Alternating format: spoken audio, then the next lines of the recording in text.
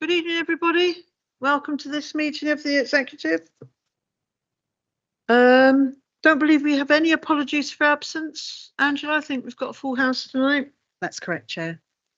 Can I sign the published record of the meeting of the 9th of October, please? Thank you. Remind members of section 106. I don't think we've got anybody. Disclosures of interest. And before we move on to the items of the agenda, can I just remind members that item 12 has been deferred and will not be taken this evening. Okay, item 12. So, item 5 is the first part on the agenda, and it's a reference from Overview and Scrutiny Board, and we have the chair with us this evening. David, do you want to introduce it? Well, good evening. Everybody here, I guess, knows me, but just for the sake of the recording and anybody looking in from outside or looking later at a recording, I'm David Wynne, one of the 3 councillors for Stopsley Ward. I'm also the chair of Overview and Scrutiny for Luton Borough Council. You all have read the report, of course, that's come from OSB, so I'm not going to try and cover that in any detail. But I thought that perhaps executive might like a bit more background information that maybe some of you won't otherwise know. A review of the Newtown area parking scheme was originally conducted in 2018. And the data at that time in 2018 suggested from the responses from the local residents that they were not in favour of a controlled parking zone. The then portfolio holder for transport and highways was then the late Councillor Castleman. And despite what he'd seen as the results of the consultation, Councillor Castleman was convinced by the number of queries and complaints he got from local residents in that area that he remained unconvinced that the results of the consultation actually represented the views of the local residents. In early 2020, nothing had been done any further after the 2018 consultation. In early 2020, of course, we were hit with the COVID pandemic. All funding for controlled parking schemes was cut, and all of those similar schemes were delayed for the whole of 2020. The programme got resurrected very late on in 2020, but this time it was a controlled parking scheme for Vauxhall Park that was given priority, and all of the funds and effort was moved towards looking at Vauxhall Park's controlled parking scheme, which, as you know, subsequently happened. In 2021, there was a handover of responsibility for highways and so on to Councillor Roach initially. Subsequently, it has moved to Councillor Hussain. Despite the request from Councillor Castleman that the Newtown parking area should be reprioritised, nothing much happened, largely because of funding shortfalls, as I'm given to understand it, and a lack of resource within the Highways Department. So they didn't have literally the bandwidth of people available to do the work.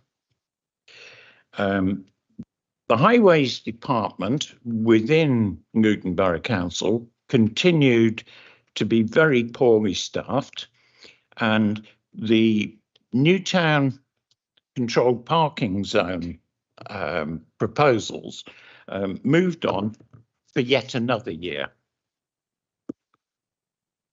The consultation was finally conducted in April of this year, but the two local councillors, Councillor Isles and Councillor Stevens, both believed that the consultation was not particularly thorough or in-depth. There was a meeting between the Highways Department and the two ward councillors, that's Councillor Isles and Councillor Stevens, on the 4th of September. No agreement was reached as to what conclusions to draw. And then there was a further meeting, I believe on the 6th of September, which involved Councillor Hussain as the portfolio holder. Again, on that 6th of September, as I'm given to understand it, no agreement was reached yet again. Now, the reason why I'm here is that Overview and Scrutiny Board was due to have heard the report on this controlled parking zone originally on the 31st of July of this year. Officers were unable to meet the timeline. They said that there wasn't enough available time for them to prepare the report. And I, as chair of OSB, agreed to have the report delayed until the 18th of September. Officers again reported in advance of that 18th of September OSB that they still were unable to meet that delayed date to provide the report.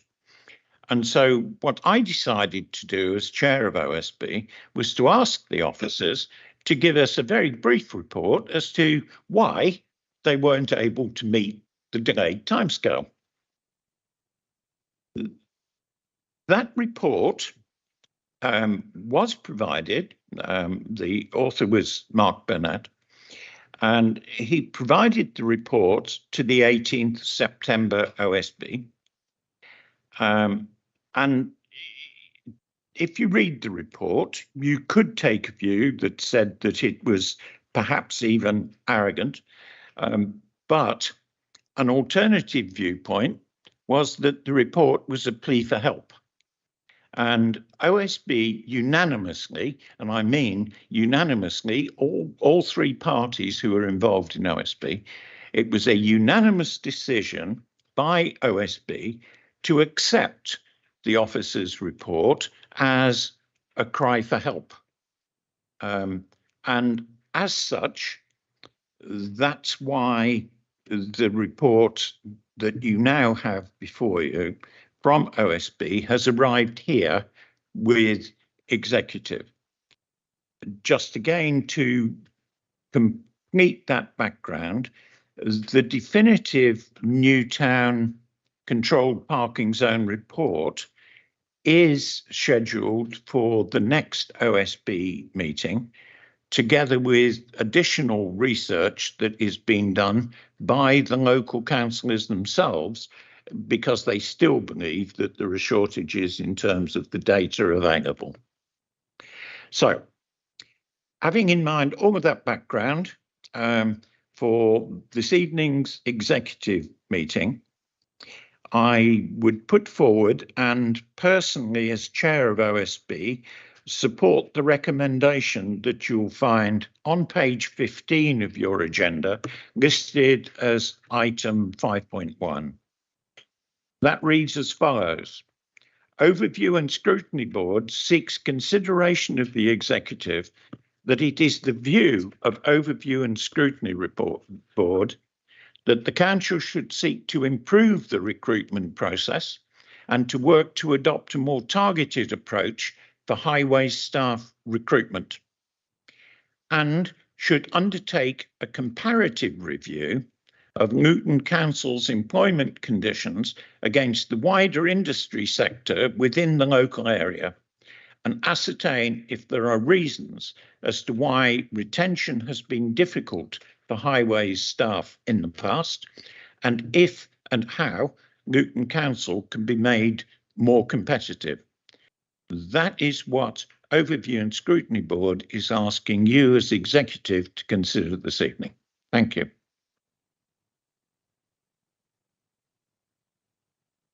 Then I'll open it for broader questions. Thank you, Chair, and thank you, Councillor Wynne. So let's just to put some context around what you've said. Obviously, obviously this has been a long going with COVID. I met on the 6th September with both Councillor Iles and Councillor Stevens to discuss. Now, we had results that the officers had got, but they were very marginal. So it was that they were 50-50 in favour of and against.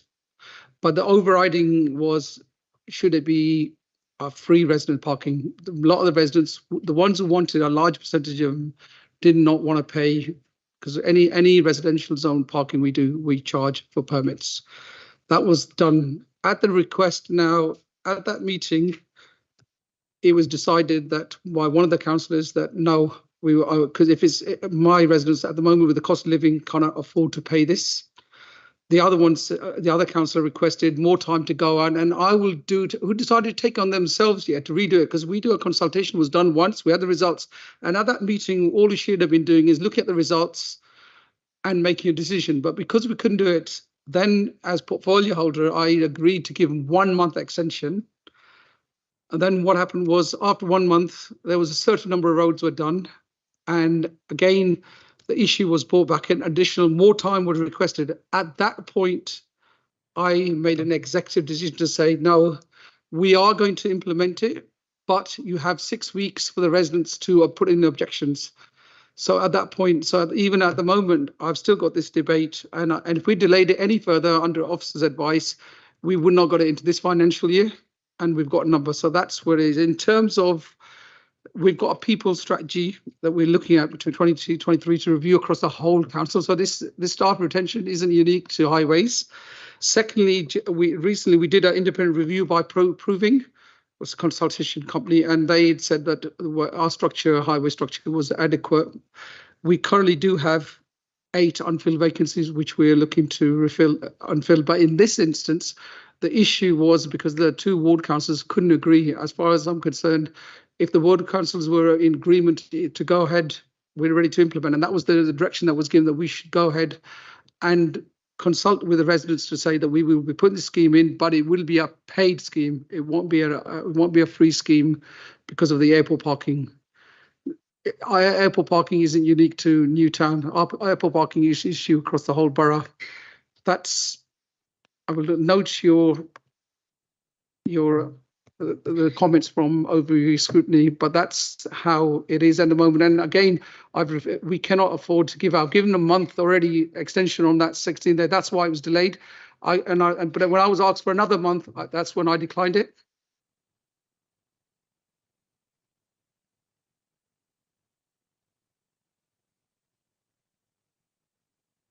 Thank you, Hazel. I think in relation to the recommendation, I think Councillor Hussain just mentioned they do have vacancies there. That's going to be my first question. Do they have vacancies in highways? The second part is that we did put some money in the budget to look at retention this year. I think if you look at the finance implication here, it says recruitment is provided and challenging across a number of council services. An additional budget of 390,000 was provided for into HR recruitment at 23-24. Which included additional resources aimed at target recruitment to difficult to fill posts and also retention. So we probably need to sort of say, well, where are we with that?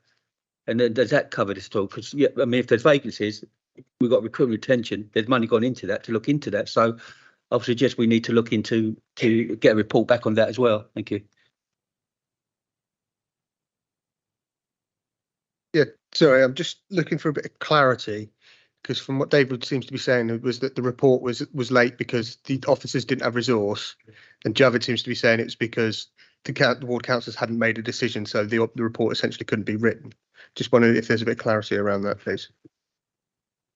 James, because we actually haven't got Mark Barnett's report here that he sent to Scrutiny, so we don't actually know what he said to Scrutiny Board.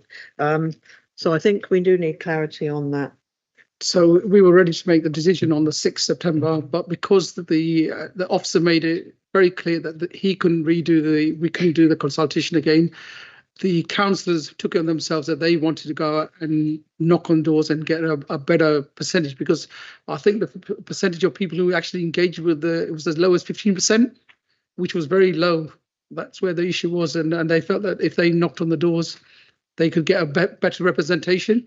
And the results, even after that, are still very 50-50, and it's very hinging that it's a free scheme, and there is no free scheme. We don't do a free resident scheme anywhere across the borough.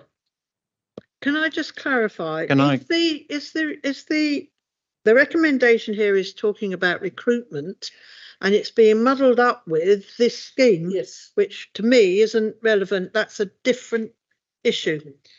I've no doubt that we're looking at recruitment. We all know there are issues around recruitment, but they're not relevant to the scheme you've just raised tonight. Is the point Yes, I want clarification on. That was exactly the point, Chair, that I was going to try and make there. We are now confusing the two issues. I understand the arguments that the council is putting forward as the portfolio holder. However, what has come before the executive this evening is not the detail of the parking scheme and its acceptance or otherwise. It is that we are putting forward to executive the proposal which was originally put to us by the officer from Highways, which was concerned with the recruitment and retention of adequate levels of personnel within the Highways Department. We very strongly, as OSB, accepted the fact, and it was unanimous cross-party acceptance, that we had to do something to make better the level of staffing and retention within Highways Department. And I agree with you, Chair. I would not like to see the two issues confused. Okay, so we're very clear on what we're discussing. James? No, just also, Javid mentioned 8 vacancies. So what is that? Is as a percentage of the team, what's currently unfilled, if he happens to know that? 44 posts, but yeah, but we're always looking to recruit. But the 2 point is, let's not muddle up. This wasn't delayed because we didn't have the staff. Yeah, those are, some of them are different roles. They're not for doing the consultation. So there's 2 different items here. Yeah, there's 2 different items here. The reason this was delayed was because of the councillors. Even now, it's going to fall to me to make the rolling decision. So, because the 2 councillors cannot decide. One is for, one is favour. We only got 15% representation, and even the second round are giving us a result of 50%. Majority of the residents want the scheme, but they do not want to pay for it. So there's 2 different things. That staffing hasn't delayed it. The delay was the fact that we've allowed it, but we will always, part of the people is look to make sure that we've got a full complement of staff across the whole council, not unique to Highways. okay. Yes. Just that was essentially what I was going to say. Following up, I don't know if there's any other officers in the room, and maybe look over at Sunil at planning. Does he experience similar problems recruiting skilled council officers in that area, in his area as well? Sue, do you want to come back on that? Yeah, thank you. I'm happy to respond on that. I mean, I think it's absolutely the case that we're experiencing recruitment issues across the whole of these technical areas, in particular, building control, planning, strategic transport, which is slightly different to highways. All of these areas, and not just within inclusive economy. I think Gerard would agree it is wider across the council, but I think in particular the technical professional areas are really difficult to recruit to, and that's not just Luton, that's other local authorities as well, because there's just a shortage of people in the market, basically. Okay, Robin, did you want to come in on this? Yeah, thanks, Chair. And just to absolutely reiterate what Sue's just said, this isn't a Luton Council issue, this is a national issue. And actually, just to give you some stats, Luton Council's retention rate across the organisation is better than the local government average. and it's substantially better than the private sector. So we do well at retaining people. And the issue, as Sue has just said, is that across the piece, there are skills issues in this country, and local authorities who don't pay as much as the private sector absolutely are at the forefront of that. Okay, thank you. Rob? Which just brings me back to my point at the beginning, really, in relation to the money we put into a report about this, because we do have vacancies, we do have recruitment issues, we do have retention issues, and without knowing what those problems are, why we have these issues, why can we not? Okay, I hear what you're saying, Robin, but we still have these issues, and why we have these recruitment issues. We need to find out exactly where HR or where that money went to try and find out exactly what report they're going to come back and give us to say these are the issues, you know, because we can't make a decision on it until we know what the problems are.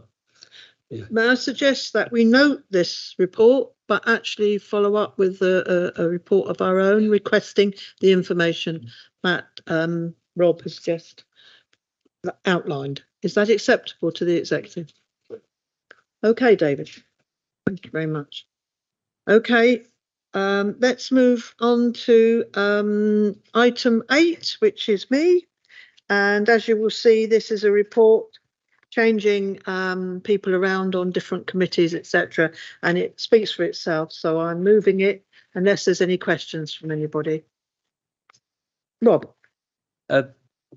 Just to, well, I think Sonny will know that I was interim chair until this move was made, because the portfolio holder for this portfolio should be chair of the local plan working party. If that's yes, okay. Yeah. In fact, you're standing down, Yeah. not because Yeah. because Charlotte's taken over. I'll stay on the board as it says here. Thank you. Thank you for standing in there, Rob, as well. Okay, is it okay to move that then? Thank you very much. Right, we move on to item 9, Treasury Management. Thank you, Chair. The report is produced in accordance with proper practice and corporate governance requirements and summarises both the Council's investment and borrowing activity for the financial year 22-23. Forecast General Fund 22-23 capital expenditure of 104.928 million was originally reported, revised in year to 149.562 million, accounting for slippage from 21-22 compared to an outturn of 124.143 million. Estimated housing revenue account capital expenditure was 22.508 million compared to an outturn of 23.090 million. The majority of capital expenditure which did not incur in 22-23 related to the financing of major subsidiary projects, the temporary accommodation purchasing scheme and commercial properties. All of this expenditure had been reprofiled to 22-23. This was reported to Executive in June 2023.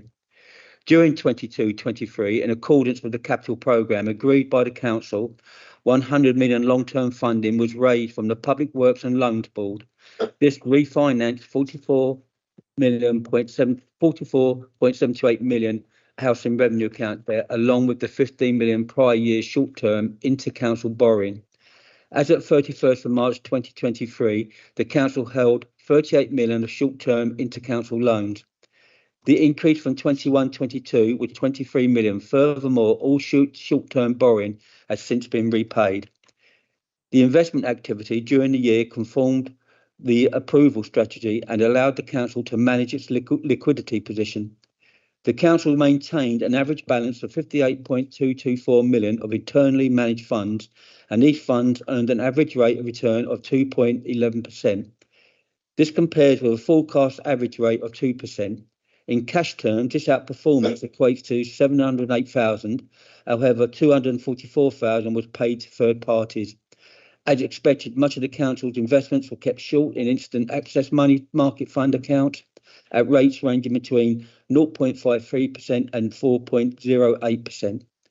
At the end of the financial year 22-23, the expectation for interest rates within the Treasury Management Strategy was that the bank rate would be 5.5%. The Luton Advisors on the 24th of October 2023 have since revised their interest rate forecast and expect the cut will be rates in the medium term to stimulate the UK economy, but will be reluctant to do so until it is sure there will be no lingering second round effects. We can see rate cuts on Q3 from 2024 to a low of around 3% by early 2026. This report demonstrates that the Council did not breach any of its prudential limits during the financial year of 22-23. This report is submitted to Executive Committee of the 6th of November 2023 in accordance with proper practice set out by the CIPFA Prudential Code for Capital Finance and Local Government. Thank you. Thanks, Rob. Any questions? Happy to agree the report? Thank you very much. Item 10. That's over to yourself, James. Thank you, Chair. The procurement service must implement any procurement policy note issued by the Cabinet Office that explicitly applies to local government.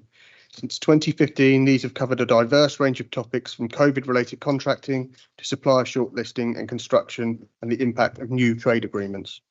As procurement sits at the heart of the Council, we are constantly working with colleagues to implement changes as the Council approves new strategies. The Executive are requested to approve the items set out at item 3 in the report.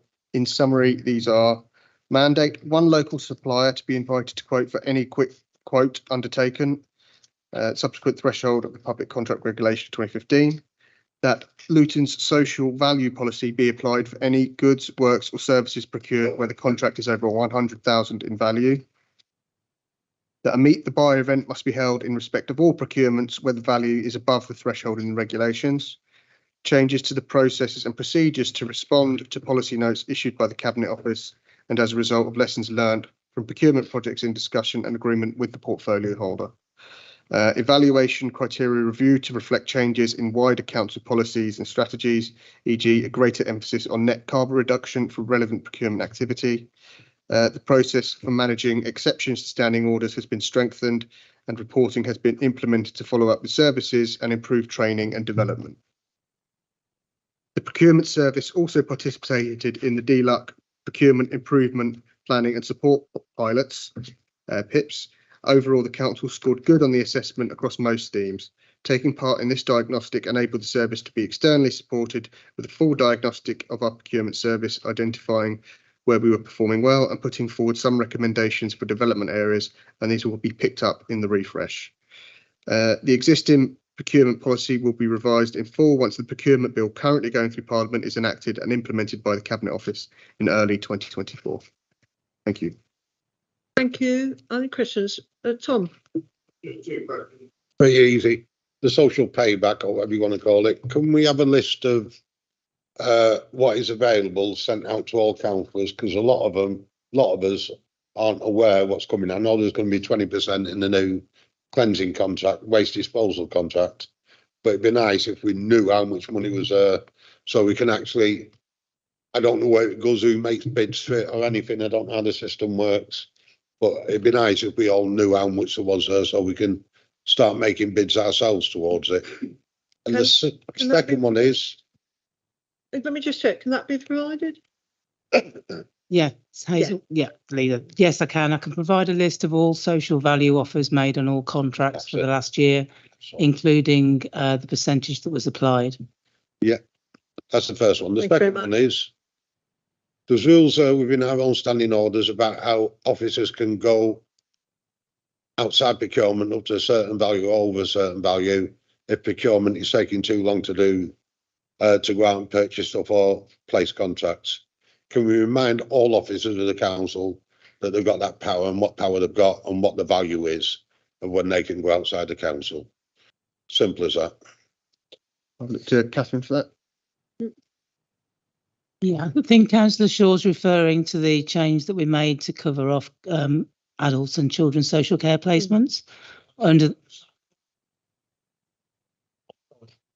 It is with BTS with a contract for the Roman Way when the site stood still for 3 weeks because we placed a contract with people for the concrete blocks. They couldn't deliver, but down at Travis Perkins on Dalla Road, they had concrete blocks, but our own people wouldn't go out and get them off Travis Perkins. I know the power was there for the officers to do it. It's in standing orders, but they chose not to use it. So I want the officers reminded of what power they have got if procurement or the people procurement have purchased to get stuff in don't perform the way we want. I think that's a few issues mixed up. So I think there's an issue around contract management, which we are working with BTS colleagues on, and it's about how exceptions are used, exemptions, which all come through me. Well, So that's what I can do is take a note to go back and look into their procurement strategy generally and remind officers of what options are available to them.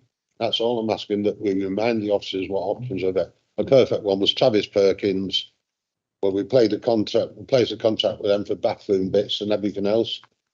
The blokes from BTS are good to purchase them. Like, there's supposed to be the one desk where they go to and get everything. But 9 times out of 10, they're having to go around to Gibbs and Dandy. We played with orders to get the stuff because Travis Perkins didn't have it in stock.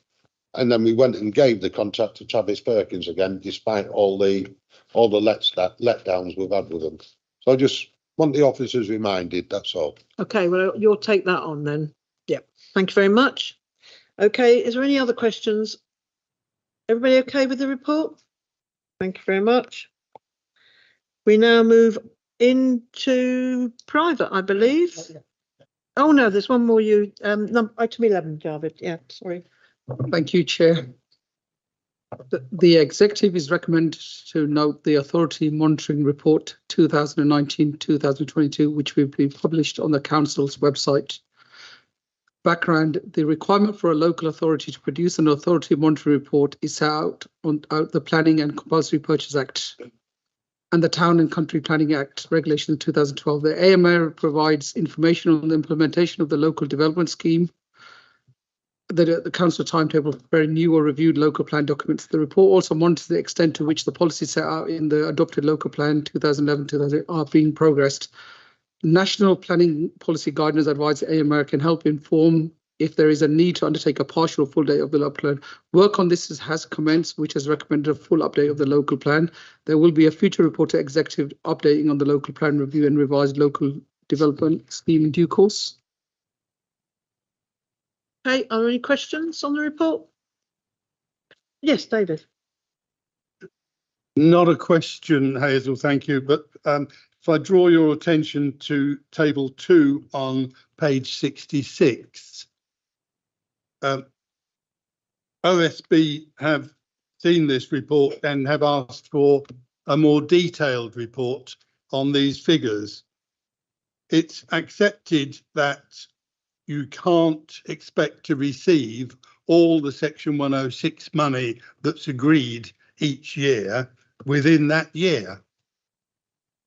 But on the same time, it would be expected that each year the sum total received would include some of the money that had been agreed in previous years. And if you go on year after year after year, receiving only 20% of the amount that was approved and agreed in that year, then clearly there's something seriously wrong. And this can't be only due to the fact that planning consents that have been issued have not been implemented. That may be part of the reason, of course, because the payment only falls due when the development starts. But I'm just giving you the information that OSB has asked for a much more detailed report on these figures. And once that report is received, then the OSB may or may not have recommendations to make to you. Okay, thank you, David. David? Yeah, thank you. Sunil or Sue?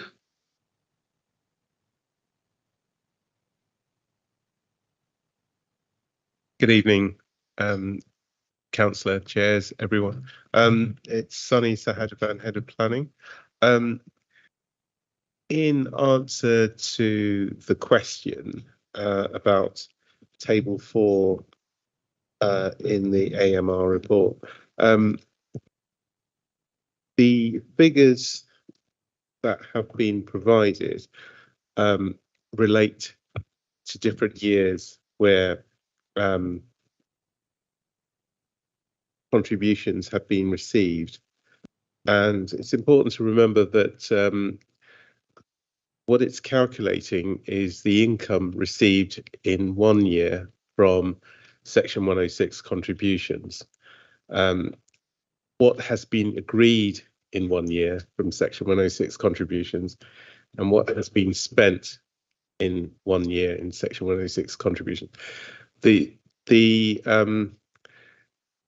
correlation isn't that the income from 106 contributions relate to the same application. So what is agreed in 1 year relates to different Section 106 agreements that have been granted permission that year. That doesn't mean the council receives what's been agreed in that year, or indeed spends what's been agreed with those 106 agreements. So what's been agreed is different to what's been received, and what's been received is from earlier 106 contributions that have resulted in development starting in that year, or if it's a phased development, contributions are then triggered, and it's those money that is received by the council. And in terms of spend, the money received from previous years that have been sitting with the council are spent in that year. So what the table is providing is the overall totals, and it's not a case of a contribution is being agreed this year and that same contribution has been received and that same contribution has then been spent.